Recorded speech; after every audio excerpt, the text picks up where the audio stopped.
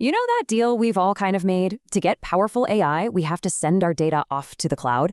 But what if that deal is off? What if you could have a fully functional talking AI living right on your desk on a tiny computer that costs just 35 bucks?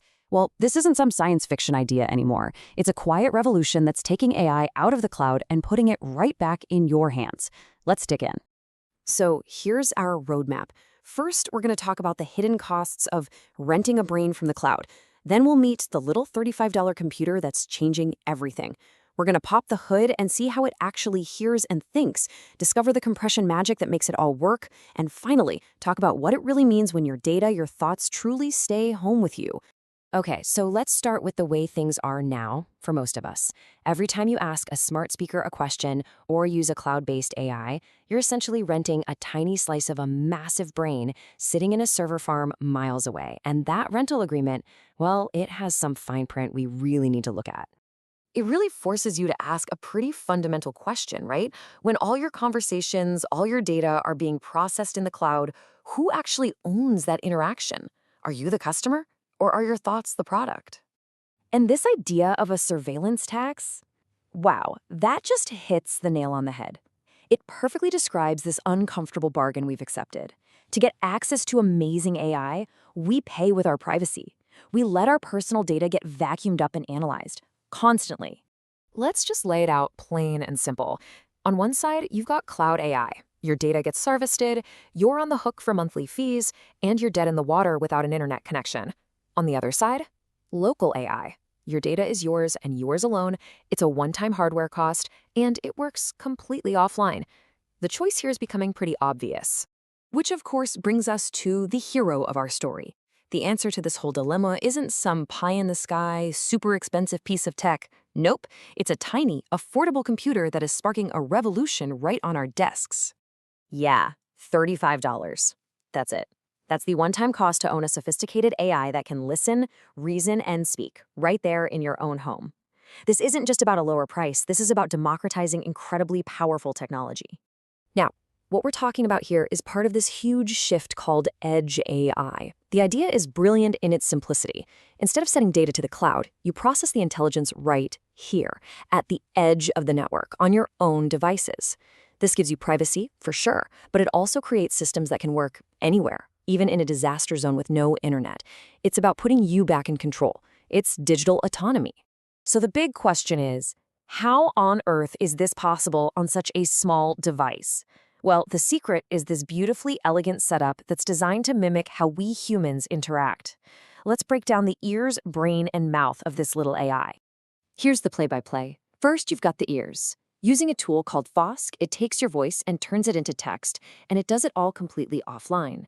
Then, that text goes to the brain, which is run by a llama. It uses a small but mighty language model to figure out what you said and come up with a smart response. And finally, the mouth, powered by Piper, takes that text response and turns it into natural-sounding speech. And what's just wild is how fast this all happens on this tiny computer. The ears? Practically instant, just 4.5 milliseconds. The brain takes about 2.2 seconds to do its thinking, and the mouth gets the words ready in just over a second. We're talking about a process that's happening entirely in your house, and it's getting shockingly close to cloud-level speeds. So you add all that up, and you're looking at a total response time from the second you stop talking to the second it starts talking back of just 8 to 10 seconds.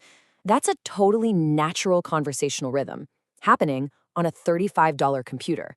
Incredible. And here's the key. Achieving this kind of performance isn't about brute force. As this quote points out, this whole revolution is happening because of a massive shift in thinking. It's a move towards smaller, hyper-efficient language models that are built to be clever and resourceful, not just huge. Okay, so how do you actually make these powerful models so incredibly efficient? Well, that brings us to the real secret sauce, the technical magic that lets these giant AI models run on tiny little computers. It's a process called quantization. The best way to think about 4-bit quantization is like this. Imagine you have a gorgeous, ultra-high-resolution photo with millions and millions of colors. Quantization is like recreating that same photo using a much smaller but very carefully chosen palette of colors.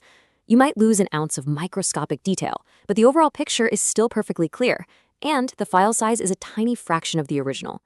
That's exactly what we're doing to these AI models. And the results are just stunning. Look at this.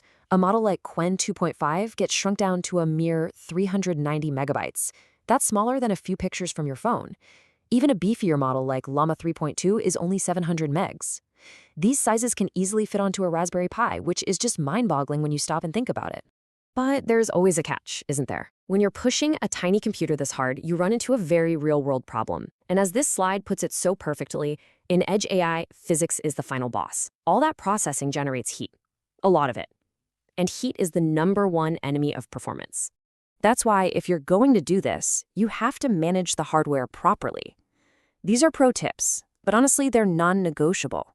Active cooling with a fan isn't a suggestion, it's mandatory. You need the official power supply to make sure it gets enough juice. And listen to this, switching from a standard microSD card to an SSD can make your AI a whopping 40% faster. Okay, so we've covered the how. We've gone deep into the tech. Now let's pull back up and get to the why. What does all this actually mean for you? It really boils down to 2 game-changing benefits: having true ownership of your own data and getting a peek into the future of physical, embodied AI. This is the big one. Running AI locally is nothing less than a declaration of digital independence. When the whole process happens on a device you own, in your own house, your data, your sensitive financial info, your kids' bedtime stories, everything, it never, ever leaves your network. It's an absolute guarantee of privacy that unlocks things we couldn't dream of with the cloud. And that brings us right back to the economics of it all. The choice is, well, it's pretty stark, isn't it? You can pay hundreds of dollars every month to rent a brain from a giant corporation, or you can make a single, one-time $35 investment. It's the difference between leasing intelligence and actually owning it.